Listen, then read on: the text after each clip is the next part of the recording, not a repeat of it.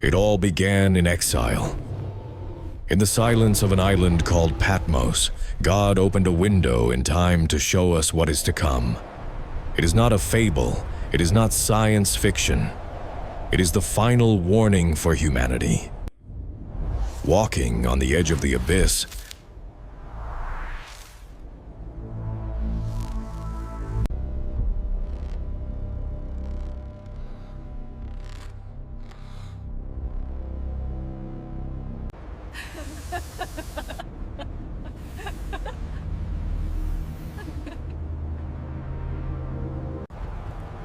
the cups of wrath are poured out. The empires of men, built on pride and rebellion, crumble in a single hour. The world will cry out, begging the rocks to hide them from the presence of the Lord. There will be no technology, no money, nor power that can stop the justice of the Almighty.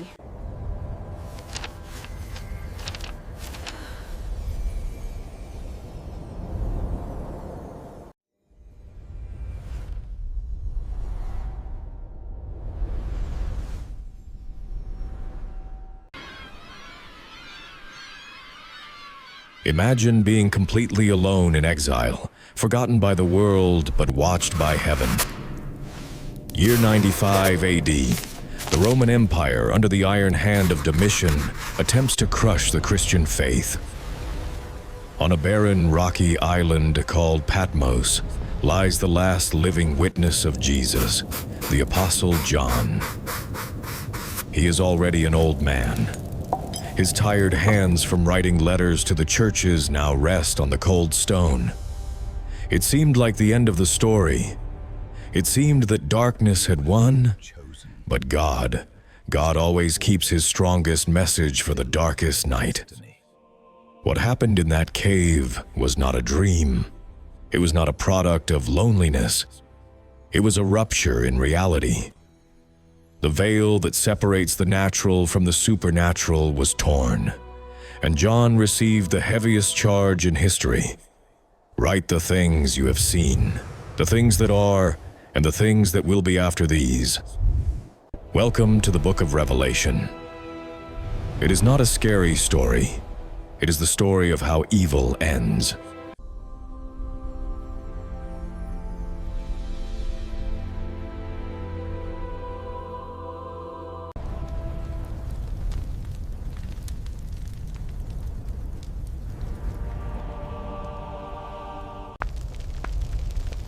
But before the end, there are signs. Jesus called them the beginning of pains. John saw the seals of the divine scroll open, and with them, human history accelerates toward its climax.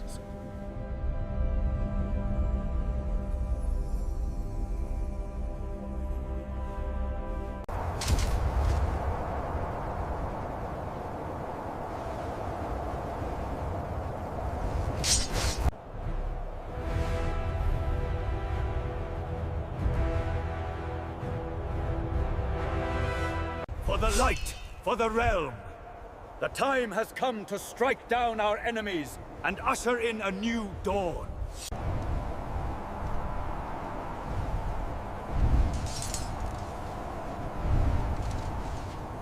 Forward, into the light. For the light, for the realm. The time has come to strike down our enemies and usher in a new dawn. Forward into the light. Four horsemen ride over the earth. Do you recognize them? The first on a white horse, imitating peace. A diplomatic deception that seduces nations. The lie dressed as truth. Red follows war, the conflict that takes away peace from the earth and makes men kill each other. Black is scarcity, the collapsed economy where bread is worth gold. And yellow is death, and Hades at its heels. The prophecy warns us, the world will not improve on its own. Humanity in its rebellion invokes its own destruction. But this is only the beginning. The stage is being set for the final deception. We are watching you.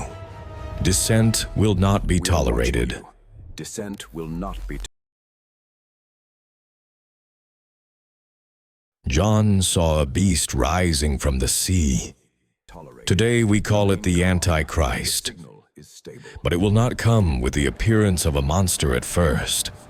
It will come as the savior that the desperate world was waiting for. A political genius, a charismatic leader. The prophecy speaks of a day when darkness will disguise itself as technological progress and global unity. A perfect system, absolute control. The Bible describes an economy where freedom is sacrificed for security.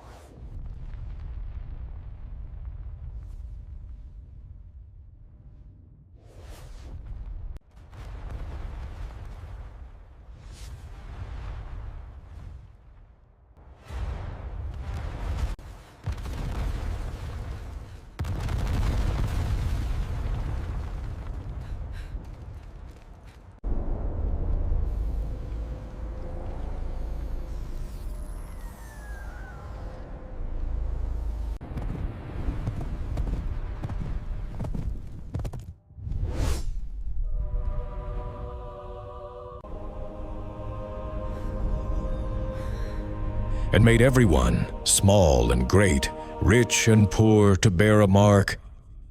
Imagine a world where you cannot buy food for your children if you do not renounce your faith, where the Bible is a forbidden book and truth is a hate crime. In this near future, the faithful church, symbolized as a persecuted woman, must flee to the desert. It is the time of Jacob's distress, a time when being faithful to Christ will cost you your very life. After fire comes restoration. John sees a new heaven and a new earth, because the first heaven and the first earth have passed away. And here is the most beautiful promise of all the Bible. God will wipe away every tear from their eyes, and there will be no more death, nor sorrow, nor crying, nor pain. Imagine a world without hospitals, without cemeteries, without wars, without fear. The purpose of the apocalypse is not to terrify you. It is to prepare you. It is to remind you that although the dragon is large, our God is infinite. The human history ends, but your story with him is just beginning. The book closes with a warning and an invitation. Certainly I am coming soon. Today, while you listen to this, the door of grace remains open. But it is closing. Do not watch the news with fear. Look to the sky with hope. The final question I ask you is, when he returns, will he find you waiting? Prepare yourself, the King is coming.